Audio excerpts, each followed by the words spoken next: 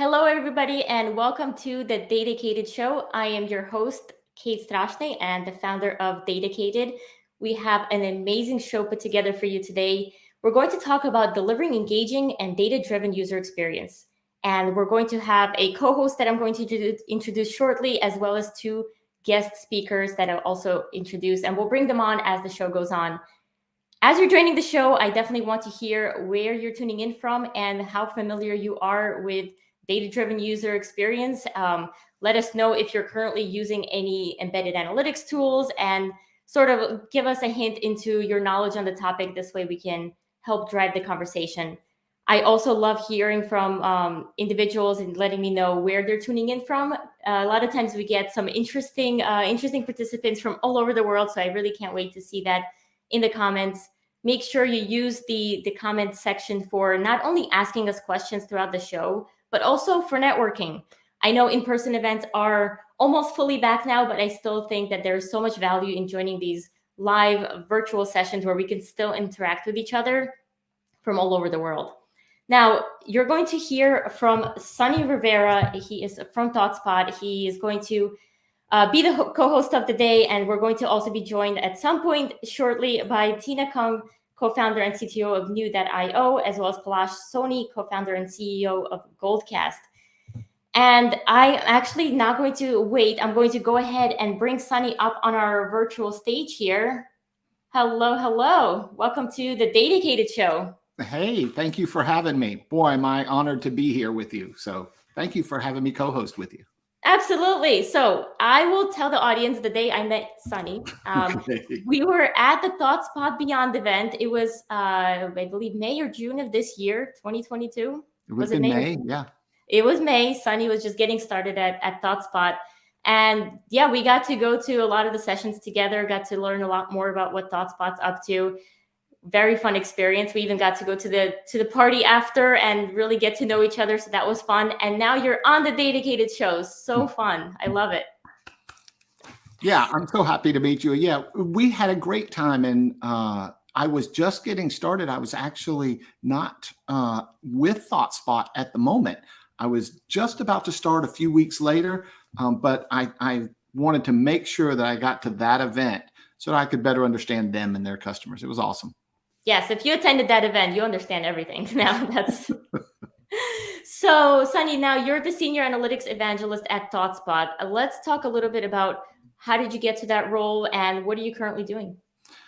So, how did I get to that role? Well, first of all, I've been a data person, a data engineer, data manager, data delivery leader for 25 years now, and I've worked with Snowflake, one of our partners, for a long time, and done a lot of presentations, and I really got excited about that. And this person in the industry, you may know her. Her name's Cindy Howson. She called me up one day, and actually she hit me up on LinkedIn one day, and she said, "Hey, we've got this role. Would you be interested?" And I said, "I'd love to talk to you." "Yeah, let's do that." And she's like, "How about now?" So we got on the phone, we had a great conversation, and we just hit it off. And I knew after speaking with her for probably 30 minutes, I was like, this is the place for me. So really excited that Cindy tapped me. And so then what do? I kind of have three pillars of what we do. And one of them is provide thought leadership in the industry. Hopefully I have some, but I try to provide that. Work with our customers on maybe directions they should go, helping them out in maybe some strategy or tactical ways to move forward. And then lastly is providing some influence and thoughts as to what should be in our product. What do data leaders, business users, technology users want to see in our product? Mm-hmm. Okay, so you have a lot of free time then from all of that, right? Awesome, I love it. So we're here today to talk about delivering an engaging, data-driven user experience. And I think it's always great to start at the basics, right? So for those who are not familiar with this, what are we here to talk about? And if you want to do a little show and tell, we could do that as well. Yeah, so let's talk about embedded analytics. And so I will do that. I'll share my screen and we'll talk a little bit about embedded analytics so everyone knows. So perfect. What we see with embedded analytics is the ability to take an analytics tool, i.e. ThoughtSpot, and embed it into your application. And that same tool would recognize the security, the roles, the governance that you have in place, so that you could have something like a business user that has certain access, an analyst that has certain access, and a CMO that has different access. And all of this is white labeled and embedded into your application. This could be for your internal users, it could be for your partners, or it could be for your external customers. And so in this case, I'll just click on, pretend like we're a business user, Camilla, and we can see what Camilla has access to. And here, Camilla can see, predefined live boards that we have for that particular role. She can dig in, do her analysis here. Or you could have a different role for, say, maybe the CMO. The CMO has all of these specific areas in email marketing, web marketing, a high-level overview. Or in this case, I could give the CMO the entire ThoughtSpot application. So she's got her own tiles here. She's got her own dashboards. If she wants to create more, she could use her applications to just start saying, hey, what are my sales, right? Look at live boards. And what this does is allow you to take advanced analytics, embed it into your product, and then have a greater engaging experience with your partners and with your customers. So with that, we'll kind of come back and go from there. So essentially you're saying that, so ThoughtSpot has a powerful suite of tools, and any company can now take those tools and embed those analytics using ThoughtSpot's Liveboard and all those great features for their own product. Exactly right. Because why would you build those? You wouldn't build those, and you would leverage our expertise. And the great thing about ThoughtSpot is we don't have user licenses. So as many users as you want to throw at it, that you can throw those users at it. And the last thing I'll add, we call it ThoughtSpot Everywhere. And so it is embedding analytics. You could embed the entire application, maybe just a particular live board, a particular answer, or the search feature. But what it really does is give you access to all of our API, the same API that we're using to visualize the data for you, you have access to, and you can be as creative as you need to be with that API.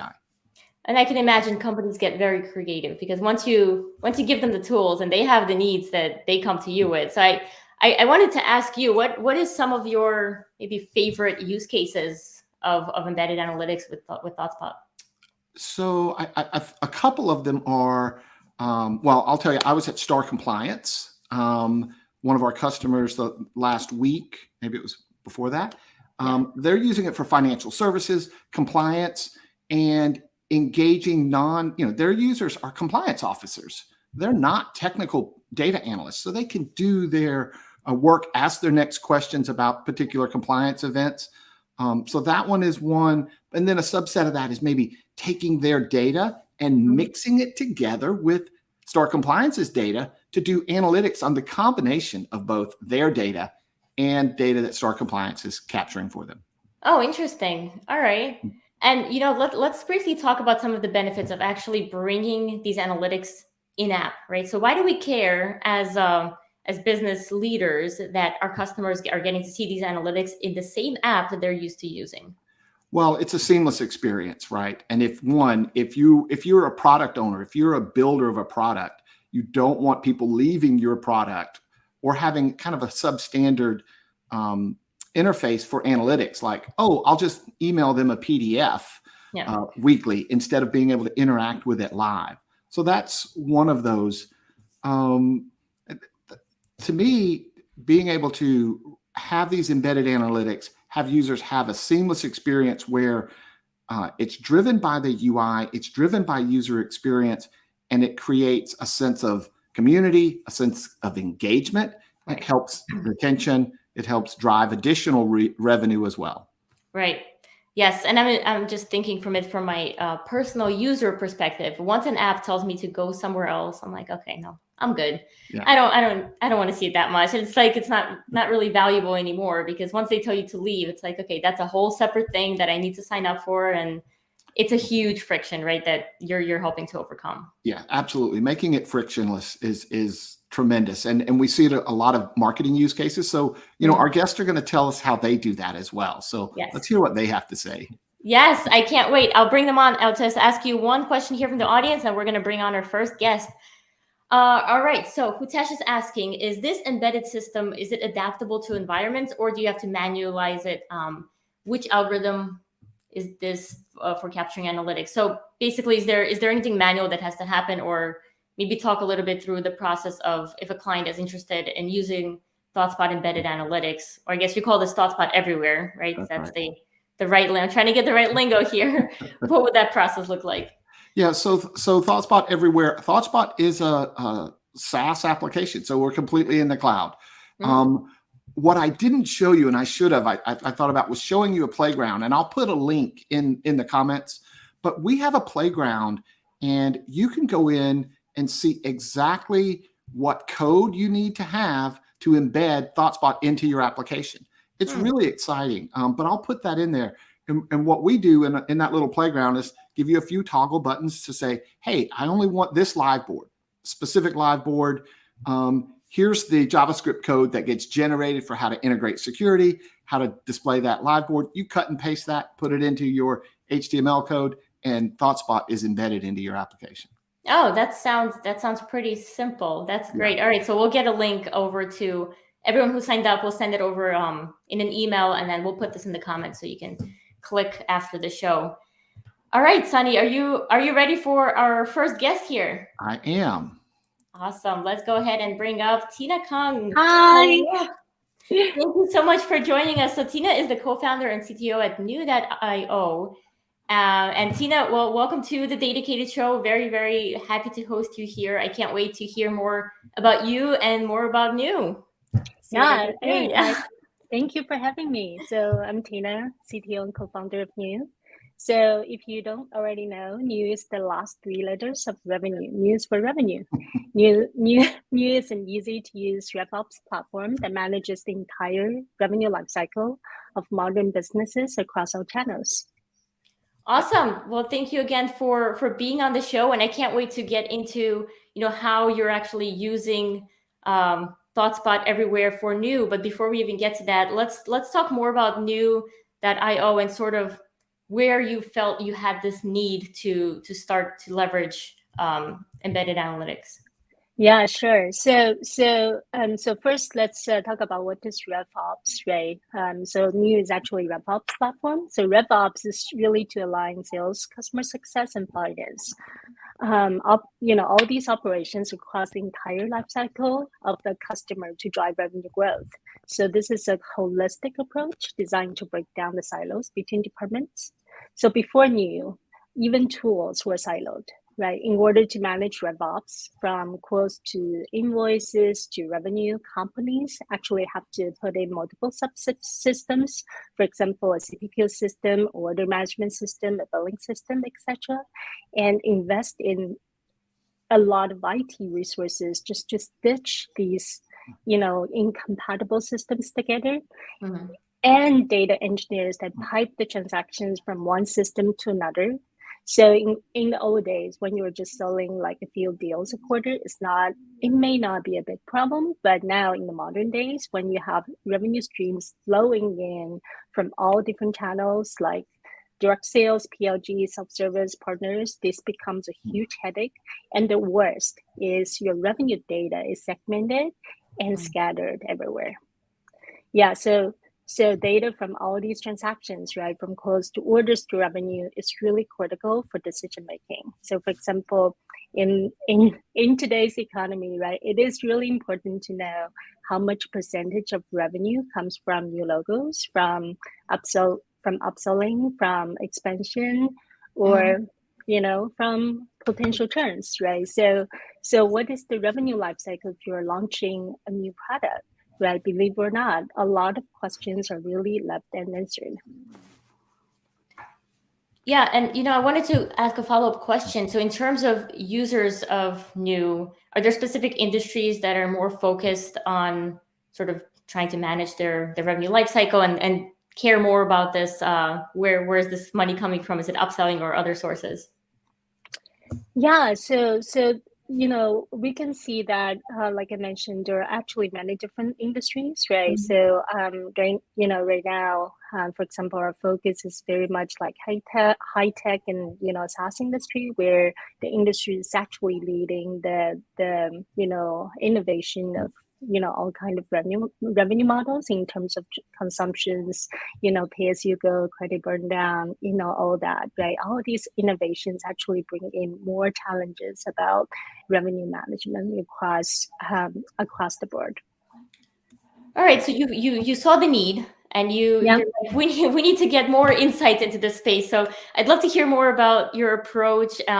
What did you do next after you figured out you have this need?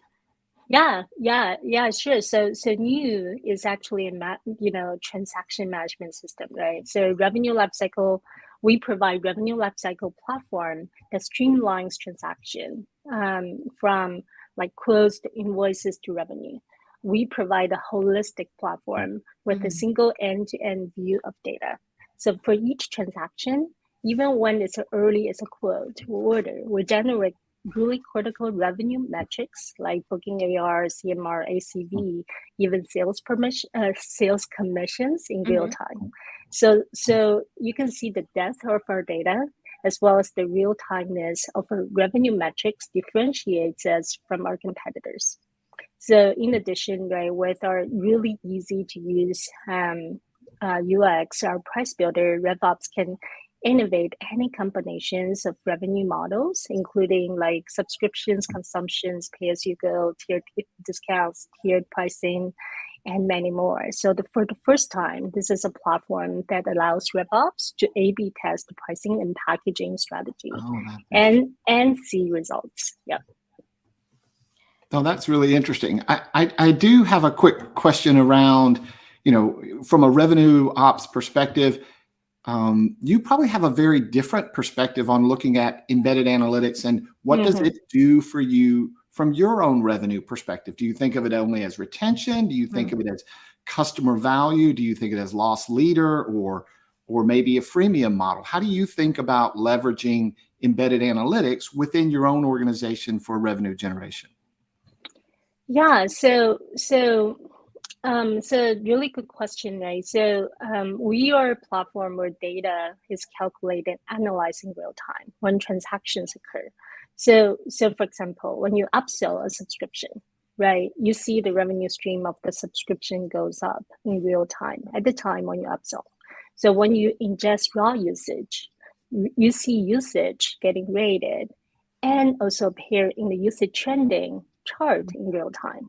So you mentioned freemium. Guess what? You can configure freemium in minutes and then see how it goes, how it impacts your revenue over time, right? So all these data is actually rolled into analytics, and then you see a lot of real timeness, like I just mentioned, because you can see the charts generated in real time. That's the power of embedded analytics. Yep. Yes. So, and then also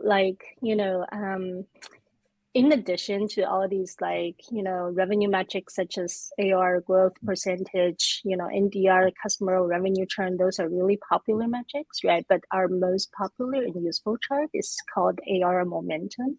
So you can see both historical data as well as future aggregated AR sliced by the change category you just mentioned a lot, right? So for example, new logo, right? New customer acquisition, new logos acquired, upsell, cross-sell, expansion, churn, downsells, right? And then you can also use the tool to drill down further to see the data by customers, products, industry, location, and so on. So all these dimensions that you care about in your business. Awesome. And thank you for sharing that. We had a comment here from Susan Walsh saying that this sounds super flexible. I agree. Yep. And, I had a follow-up question on that comment. So I'm assuming companies can sort of customize all of the metrics, right, that you have included. So if you have a sales life cycle that looks like this, like ABC, we can customize the percentages of likelihood to close based across all of that life cycle. Yes, that's exactly right. So New is a transaction system, right? Mhm. So we generate all the foundational data, as well as all the foundational revenue metrics, right? So this is when we can actually use the analytics tool to create revenue metrics, Okay. additional revenue metrics based on all these foundational data in any ways, right? So what I love about ThoughtSpot is the revenue metrics creation, the metrics creation tool. So basically you can just create metrics, without any coding, right? Which basically is really easy to adopt by, not only our developers, but customers as well. So they can actually use our very simplistic object model to create or customize revenue metrics. Yep. Let me follow up on that. Go if you ahead, don't mind. Sonny. Are you going to talk about adoption? Because that's where I wanted to go. Okay, I am, and I'm going to ask a quick question about. You said customizing. Are your users, your business users, customers, customizing questions and answers that are having ThoughtSpot and saving them for later use? They are. So that's actually a really interesting use case, to give them something, then maybe let them customize it and save it, and it's personalized for them, right? Exactly. So we do create a set of, out-of-box answers and dashboards and worksheets, schema and so on. And then we do create, 3 different light boards, revenue light boards, the quotes light boards, the, billing light boards, revenue light boards, and, so on, right? All these light boards can actually be provided for every single customer for them to further customize according to their own business. So for example, we use our own products, right? We eat own dog food, so we do customize our own dashboard or light boards, right, for our own metrics. Yeah. Tina, and let's just pretend that you have 1,000 clients now. How long would it take to create this customized view for each of your clients' specific views that they customize for themselves? That's actually a really big question, right? So I don't have the number for 1,000 customers. However, I do know that one thing I love about ThoughtSpot is the whole TML exports and imports. So basically, if you have a light boards and answers and worksheets, you can export them using a language called TML, right, which exports everything related. And then you can actually just import that for yet another customer, so that the other customer will have the same set of worksheets, all that. And then on top of that, right, since you already have something to start with, on top of that, and then we'll be able to understand what customer wants, and then be able to, customize the set of light boards for them. Yeah. So the process is pretty streamlined. Mm-hmm. Yeah, because I'm just thinking, without this ThoughtSpot everywhere, it would just take a really long time, is the answer I thought you were going to say. A lot of back and forth, right? And a really big time and effort investment in order to get to this stage. So, because as you were describing it, I'm like, you can really scale this, where you don't have to keep holding their hands. I think you said it's no code, so it's fairly easy to set up. Right? Yep. And then also it's actually, I didn't mention the embedding part because it's super easy to embed. So I didn't even count that as part of the efforts there. So I think with a tool like ThoughtSpot, right? So the effort there is just to really focus on what customers' requirements are, what they want, and then customize the dashboards and light boards, according to the requirements, so that we can actually focus on the business need. And then that's what New strives for, to just focus on what customer wants and then deliver the best results. Kate, I'll pick up on part of your question. I've had some customers tell us, with other solutions they looked at, they had to mentally design, dashboards, dead boards that would meet the common set of goals for all of their customers, or they couldn't deliver a solution to them, and then they would end up with an 80% solution. And ultimately customers would say, hey, can I get this customized? Well, then that has to be refactored through the entire life cycle of, is this good for all of my customers? Yep. Or is it just good for this one, right? Ultimately, you end up with a dissatisfied customer. So the ability to actually enable them to customize, save, come back is fabulous. Yes, yeah, absolutely. And just going back before we even touched on this whole customization and the process flow, I wanted to touch on adoption because I think that's key, right? How do you actually get customers to use their imagination and creativity and know what they need? Because we can't just give them a blank page and say, here, create your dashboard. Like, no, that's your job. Like I know what I want, I think, and I want all the data, and I don't know how I want it. So talk to us about adoption rates and how working with ThoughtSpot has, what impact it had on adoption rates.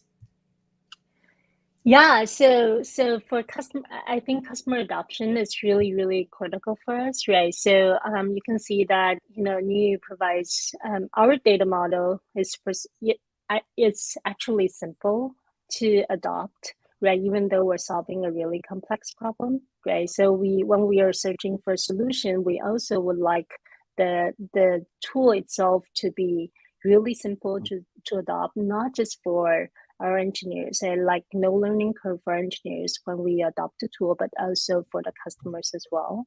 That's why,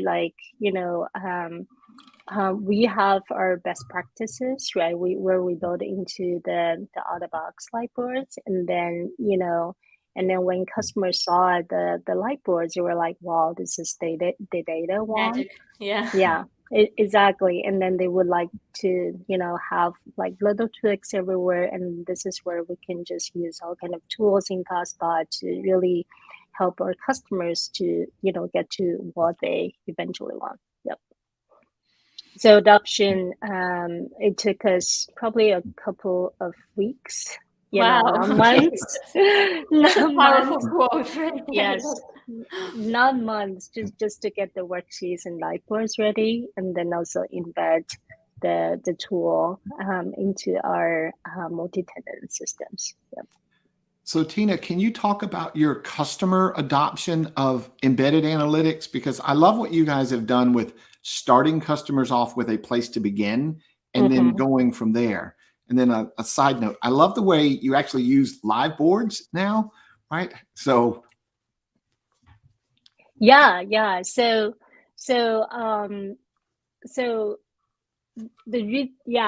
light boards is really because I love the name light boards because I mentioned so many times, our data is real time, right? So we generate data in real time, so we like the data reflected in light board in the light boards in real time as well, so that that's their live data.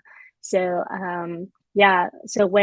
and then also many, prospects and customers, when, even they were in the sales cycle, ask the question, can we have a different set of light boards and different set of data? And then the answer is always yes, because with the really the data model with the elegance of the technical architecture is actually really easy to not only replicate all these light boards, all these schema, but also can create their own innovation of data. Yeah, thank you so much for sharing that, Tina. And you mentioned 2-week adoption rates and everything is magic and everything is great, but I'm sure as it happens in most big processes, there are challenges and obstacles that you might have faced. So I think it would be really helpful for the audience to hear about maybe some of the hurdles you had to overcome in order to get to where you are now. Yeah, so there are a couple of hurdles, right? So one of I think the first one was really the understanding of a lot of really kind of embedded concepts of of the ThoughtSpot, right? In terms of like the schema, the table schema, and the worksheets, right? The separation of them. I think that's also the beauty. Once we're able to get to that, to understand that, actually everything else becomes easier. And there was definitely trials and error when we were building the schema. And then I think what really help with the generated, it becomes a little technical, but the generated query path and also the raw SQL actually really helps to identify the performance bottlenecks, why the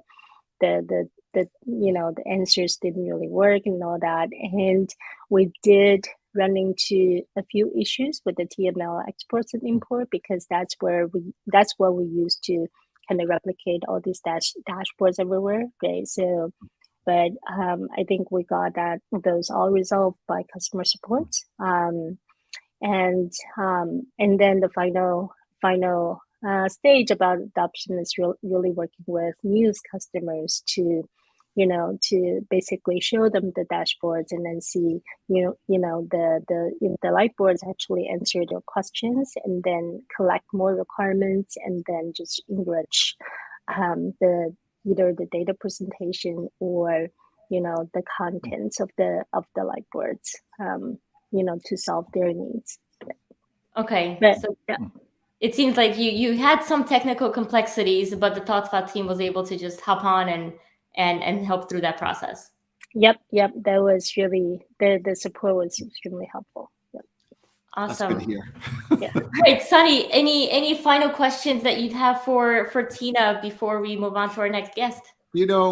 Well, I don't think so. I do have one more comment, though, I think is great. I love the use of live boards. And as it's Halloween, the thought came to me. Cindy was talking about dead dashboards, and I really am now calling those zombie boards, right? These are dashboards that don't know they're dead yet, right? And so I want to get rid of all the zombie boards and focus on live boards. Yep.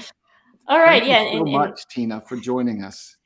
Yes, absolutely, Tina. I definitely want to thank you so much for your time. Thank you for being on the DATAcated show. It was a pleasure to meet you and to host you here. Thank you for having me. Awesome. All right, Sonny, are you ready for our next guest? I am ready. Bring them on. Right. I'll bring them on. Just a quick reminder to our live audience here, if you have questions, we are taking them as they come, so no need to hold them for the end. We're going to ask questions as they come up. So let's go ahead and bring up our next guest, Palash Soni, and I'm going to bring him on stage here. He's the co-founder and CEO of Goldcast. I expected more gold around you, Palash. I don't know. Yeah, it's a pretty plain background. But I expected shimmery gold all surrounding. So welcome to the DATAcated show. Thank you for taking the time to be here with us. I think it's always great to start off with introductions. Tell folks who you are and tell us a bit more about Goldcast. Yeah, glad to be here, Kate and Sonny. Thanks for having me. I'm Palash. I'm the CEO of Goldcast. We are a 2.5-year-old company, slightly younger than that. We started in May, June of 2020. And Goldcast is an event marketing platform for B2B marketing teams. So our goal is to help B2B marketing teams convert events into a strategic pipeline and demand gen, a brand building channel, and provide them the tools that they need to do that. And the impetus of starting Goldcast started with my own experience with ad tech and martech. So I was 4 years in ad tech, which at that time was cool, is not cool anymore. But what I saw is that a lot of money that was coming into digital ad space was coming from billboards and TV in that space, because ads are more measurable, right? And marketers like that, execs like that. And this was a simple insight, which is not obvious to a layperson, was not obvious to me. It became obvious there. And so this is a trend I saw with all the other marketing mediums, right? And I was pretty heavily involved in events, and I always thought, okay, when can events evolve from what they were like 20 years ago, and they were still kind of similar, to something that's more modern, agile, and measurable, right? That serves the purpose of a modern marketing team. And so that thought was top of mind. And when COVID hit, we realized that events will become omni-channel, a lot more data-driven, and this is the opportunity to build something that can be a true partner to B2B marketing teams, which can help them deliver a great experience and give them the right data to dominate. So yeah, that's like the founding story of Goldcast. I love it, and I love that you started, at the height of the pandemic. That's when DATAcated was born too. It was March 2020, so similar time frame. I love that you took that opportunity and you saw what's happening in just a short 2.5 years, and now you've just closed Series A funding. So congratulations on That's the awesome. very very quick growth and all of that good stuff. So Thank you. yes, I can't wait to hear more about the journey. So to bring us back 2.5 years, you saw that there's an opportunity. What did you do next? Yeah, Kate. So we our first goal was to build. So there are two parts of the product, right? One is very simply, how do you do an event? So as a marketer, I want to be able to throw an event which could be anywhere, right, from like a simple webinar like this, right, to a complex multi-track, multi-day conference in the online world. So providing them the tools to do all of that. And then the second part of the product is more like a MarTech product, right, which helps them understand, okay, what happened in that event and how does that impact my marketing and my customer's journey. So and that's the part which is our differentiation, because of our focus in for B2B marketers. But for them, all the attendees, and an event is a marketing activity, which is not true for all events, right? Most events are there to make money from tickets and other things.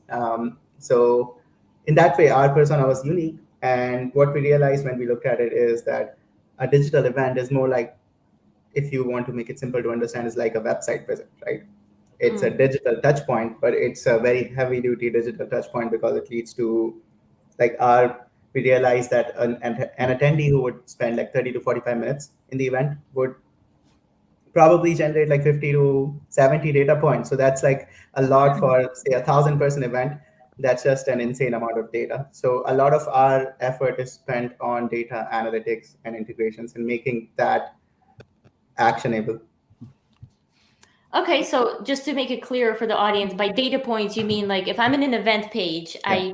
I click on agenda, I click on let's get some swag or take a trivia test, or then I went to see the sponsor booth, and now you're able to capture all of those movements and sort of report back and say, 80% of your people don't care about watching the show, but they care about XYZ, or other way around, right? Is that Yes, somewhat similar, Kate. So it's about like what sessions did they attend, at what points was the interest maximum, what like case studies did they click on, or what answer did they give to a particular poll, what things they were spending time on, because all of the things that are in an event represent your brand or marketing asset, right? So it's in the marketer's interest to know how people interact with it.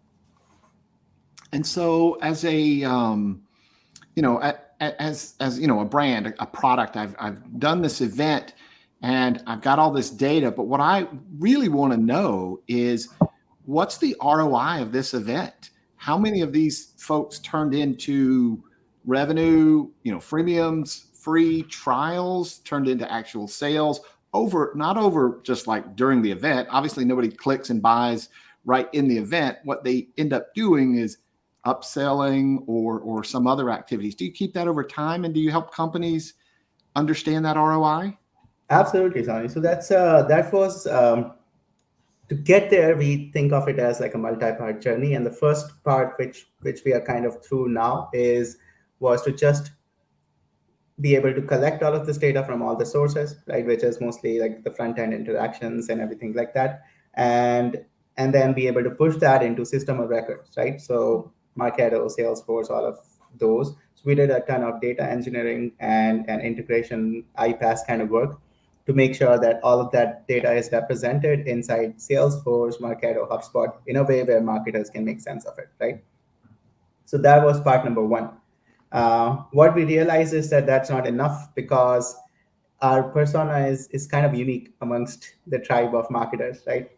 And so and what we realize is that they are not always the experts, or even want to like go deep in Salesforce, like for instance, or HubSpot or Marketo. So they have like, I would say, tactical knowledge of those platforms, but they don't want to really like deep dive, because those were built for different personas, for sales, for demand gen. And so we see ourselves as the system of record for event marketers, which is the second part of the journey, which got us to ThoughtSpot was how do we, now that we have all of this like connections to all the systems and we hold a lot of data about their customers and prospects, how do we mix and match this data to give them insights about how they impact the customer journey and ultimately how that impacts people buying more, buying faster, or just building a better pipeline for the firm. Right. Thank you for that. So I do want to get into embedded analytics and sort of when you came to the point where like, so we have this data, people want this data, right? Yes. Especially like I run events as well, I run conferences, and I rarely have any insight into what sessions were watched. So I'm really interested here. Yes. Like I want to know exactly when is the drop off, who was like the most engaging speaker, so I can make sure to bring them back. So when did you decide that like, okay, we need to embed all these analytics and this is really going to help our customers? Yeah, Kate. So we have been in the embedded analytics sort of journey for some time. So we have had a dashboard always, but it's not. But it's a simple dashboard which gives you some basic data, right? So it will like give you some basic insights. And what we realized is that as we expanded beyond the early adopters, as more customers, we are right now around 200 customers. As we start getting into the masses, we realize that those are not enough for a variety of reasons. One is that our customers are not like typical marketers. So their event marketers are very great with like putting together experience. They are very detail oriented so that they make sure nothing goes wrong. They are really empathetic to the attendees. But data is not their strong suite, right? They are not going to like toil in Salesforce dashboards or any or Excel or bad dashboards that we used to have. And so, but they do know what they want. And so, yeah, we are like, our goal is always to get them the data that they want in a way where it's easy for them to use it and consume it without being experts in BI, which is a nuance that we missed when we built our first like embedded analytics product. But look, you grow and you learn and you keep growing, right? And that's the evolution. So we had a question here from the audience. So Ravid is asking, why did you end up going with ThoughtSpot? So you had your own zombie boards. Is that okay to call it now? Absolutely, yeah. We had a ton of zombie boards. And you knew you had to improve on it. So did you have a specific selection process that you followed? If you can share that and sort of tell us how you ended up with ThoughtSpot. Yeah, absolutely, Kate. So there are many like anecdotes that I can go, and they might go here and there, but to capture the essence, hopefully. So when we started scaling, we started running into what our customers would call as issues with dashboards, right? And when we go in deep, we would realize that they are just trying to understand the data that we already have in a way that it makes sense to them. It serves their purpose. And when I started going in deep in the discovery process, even after like 15, 20 customer calls, I was like, we cannot build all of this. This is like 100 dashboards for 10 customers. And either we teach them Excel and have them go at it, or we figure something else out. And surprisingly, what we did when we were pitching to investors in our first round of funding was have mocks of hypothetical dashboards in Figma that talked about, okay, how can I, zoom in, zoom out in the data, right? So there are a ton of like ways in which you can pivot a data in events, right? You can pivot it a session. You can say, okay, I want to look at an attendee level or an organized or an account level or a booth sponsor level. So there are lots of ways in which you can manipulate data. And we felt that it's virtually impossible to actually do that in standard dashboards. So we actually went on a pretty intense evaluation process. 4 of our customers are actually players in BI space, right?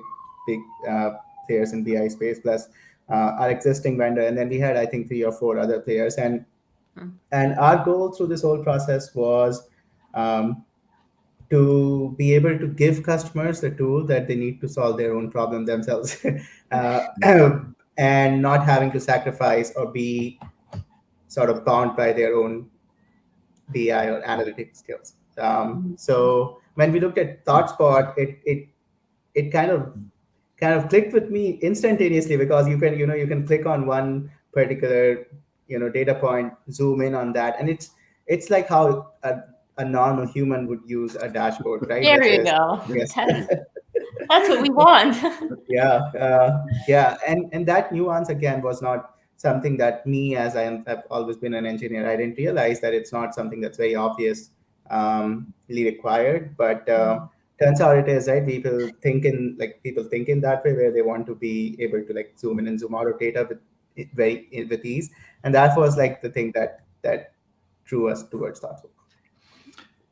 It's interesting that you say that, because when we talk about ThoughtSpot, we talked about the 6 rules, right, for dominating the decade of data. And one of them is data as the new UX, right? Yeah. And so we're talking about embedded analytics, but you've hit right on that point of we're using data. We're using this experience layer for data as our new UX. And while we're talking about embedded analytics, I did want to point out that same concepts of self-service, the thing that you're giving to your customers, is what we're giving to back office business users as well, in realizing self-service analytics. Yeah. So that's kind of like the 2 biggest trends I see in analytics today is self-service and embedded.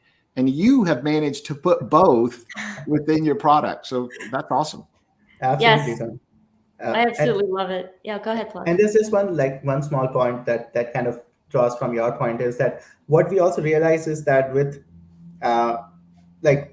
it's also impossible to predict how customers will use it, right, once they actually get their hands on it. And for instance, like what I did was I went on calls where customers were unhappy with the data with an Excel, right? And I said, okay, this is the data, you tell me what you want. And then they would, like, once they see all of that happening, they would come up with things that it's just impossible for me to predict. So that's what we are trying to achieve with ThoughtSpot, to say, okay, how can we like push the boundaries of how people use analytics, event analytics. Yeah, and then you're serving so many different users, right? That they all would care about different things. Like someone in charge of planning the next event would care about the sessions and see where the interest lies in their audience, whereas someone else might care about how many did we sell and how much of this did people click on. And I think it's awesome that you can provide that customized experience that they can customize for themselves, which is so powerful. With Tina from New.io, we spoke about adoption rates, and I wanted to hear your journey. I mean, can you beat the 2-week adoption rate that Tina mentioned, or tell us about your experience? Yeah, okay, good questions. We are still in the early phases of rolling out ThoughtSpot Embedded, but the early signs are pretty encouraging. And our sort of usage pattern looks different, right? Where people have requirements for data in a very short bursty period of time, and they want everything like then and there, and in a very short period of time. So so far we have been great with it. Like, people are able to understand how to navigate it. They get all of the things we needed, and are leaving good reviews. But maybe in a year's time, I'll be in a in a much better spot to comment on adoption speeds. Yes. Okay. Well, we'll have to have you back and hear from you to see. Awesome, Sonny. Any other questions you wanted to ask Palash? Yeah, and you might have some thoughts on this too, Kate.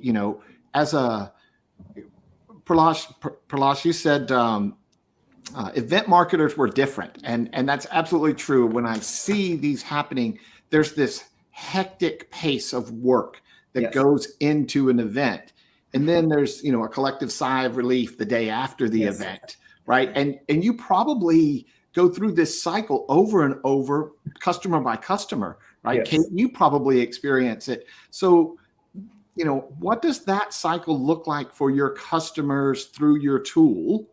And how can you make Kate feel better as she goes through these types of cycles? Absolutely, Sonny. So there are like 3 stages that we typically segment the event in, and all of that starts with like an event calendar, right? So every marketing team would have a calendar of events that they need to deliver in throughout the year. That depends on where the marketing has to go. But there's a pre-event part, which is like setting all of that up, making sure everything is right, people know what to do, predicting issues. That's like a big part, and that's where event marketers absolutely shine. They can see issues where you would just miss it, and then the second part is the day of the event, right? And in the day of the event, it is important to have the objective in mind. Like, what is the objective for this particular event? Is it just high level brand building, getting top of funnel people, or is it to engage more bottom of funnel prospects or customers, right? So all of these things they have to balance. They have to make sure that those engagements go right. And then there's like a cool off period of 12 hours most after the event, where they're like, okay, event is done, we'll relax. And then comes the really challenging part, like, okay, now we have all of this, that has happened in the event. We have all this feedback, data, engagement. We have signals, in Salesforce, etc. How can I, as an event marketer, make sense of all of this? How can I see very simple data points, right, from how many customers versus prospects did I engage, what stages of pipeline did I touch the most, and does it match the expectation of what I had from the event? That's a very simple data point, but it's not simple to get that, and we are trying to do that with ThoughtSpot. To all the way to very complex stuff, which is like, okay, how much pipeline did I actually influence, which happens over time, right? So that like hectic pace picks up again, and that's more stressful, we realize, for them, because they our event marketers are, that's not their strong suite, and so we try to make that easy for them, to help them figure out what that data can or what your event did, and how you can iterate on your future events to actually meet your marketing goals. Can I follow up with one last question? Yeah. And Go for it, that is, Sonny. you kind of told us that life cycle that you go through. What's next for Goldcast and embedded analytics, or just with Goldcast in general? What's next for you guys? Yeah, that's a great question, Sonny. So our goal is to, as I said, to become to own the event marketing as a channel, right? And so we think of ourselves as a MarTech platform, which uses events as a channel, then an event tech platform. So a lot of our product is very like data based, right? So our current focus is to actually to go in super deep into helping teams figure out unique insights that they need to really work hard to deliver, right, in one platform. So right now, if you look at all the other big personas in the go-to-market teams, right? CSMs have Gainsight, where they have all their data. No CSM actually logs into Salesforce now, right? And the SDRs have Outreach. Their data is being shown there. Demand gen people have their marketing automation. There is nothing actually for event marketers, and so we want to become that system of record. But what I call it like system of actionable record. So that actionability comes from just being able to surface the right data at the right time in the right manner. And so we are pretty big on embedded analytics. Like it's one very key part of what we want to achieve in the next 2 years. Love it. Amazing. I just want to share. So when you describe the pre-event, the day of the event, and then the post-event, so I run 6 online conferences so far. I also saw the opportunity where I saw everything closed down with COVID, and I joined a couple of live conferences on some platforms, which I guess are competitors of Goldcast. But I wasn't a fan, and I'm like, this is so cumbersome. So that's why I started live streaming my conference. I'm like, let's make this as frictionless as possible, Yes. which is great for the audience and the speakers. But as an event host and moderator, I have very little insight into what are people watching, what do they care about. And one thing I struggle with post event is getting feedback. So I would send out a type form or a Google form. I've experimented with emails, anything, to just get some sort of insight, like, did you like this? What do you remember? Who was the best speaker? Trying to get insights. Yeah. I'll pay you, just give me insights. We'll have a gift card raffle. I've tried so many things, and people do give feedback, but obviously not everyone. And it's quite a small percentage of the audience that actually takes the time to click a link and fill out your 5-question form. Right. And I'm thinking with something like Goldcast, it would be great because you're getting that feedback without people actually telling you anything. You're just observing behaviors, and you're able to get that data. So I think that's super powerful. Yeah, we have realized we can actually look at the dashboards and kind of predict what the event NPS would be like, because we have this like nice graph in ThoughtSpot, Wow. which shows like what the viewership has been. And if you see like a sharp drop at some point, it's like, yeah, there's something wrong. And we can correlate it with the event NPS. Awesome. Well, Palash, I know we've gone a bit over time, so I apologize, but I want to thank you so much for being on the DATAcated show. And yeah, thank you so much for taking the time to educate us, to inspire some folks, maybe like myself, to go check out the platform as well. So thank you for sharing your journey of working with ThoughtSpot and how you chose them. I'm sure it was a very rigorous selection process that you went through to actually get Awesome. to this. Amazing. So Thank you again. And what a Thanks, Kate. great journey. So thank you. Yeah, Thanks can't a wait lot. to see more from you. Yeah, for sure. Thank you. Thanks for having me. Goodbye. Awesome. All right, and obviously thank you to Tina, who spoke before Palash. It was great to hear two very different journeys and sort of how they leveraged ThoughtSpot everywhere, aka embedded analytics, for those who don't know, to do their job better, to serve their clients better, to make their clients' lives easier, and allow them to customize the data to how they want to consume it, which I think is so powerful. So yes, I'll stop my rant there. Sonny, any final thoughts on the topic of data as sort of the new user experience standard? Yeah, well, I think you've seen two really good examples of what innovative customers are doing to provide more value to their customers. And I think that's the key. The takeaway here is if you listen to Palash, he talked about this is what event marketers need. Everything he talked about was for event marketers, not what he needed. And the same thing Tina talked about in common was, what do our customers need? How can we get it to them and make it, I think you use the term quite often, frictionless and customizable. So two really good examples. So take note. Yes, absolutely. I think it all comes down to using human psychology to help benefit yourself, right? So we know how people operate. We know that they're not going to click that extra link. We know that they're not going to go to another site to look at their data. Very few will export the data and drop it into Excel or other data platforms where you can analyze data. Not many have the right skill set to begin with to actually do that.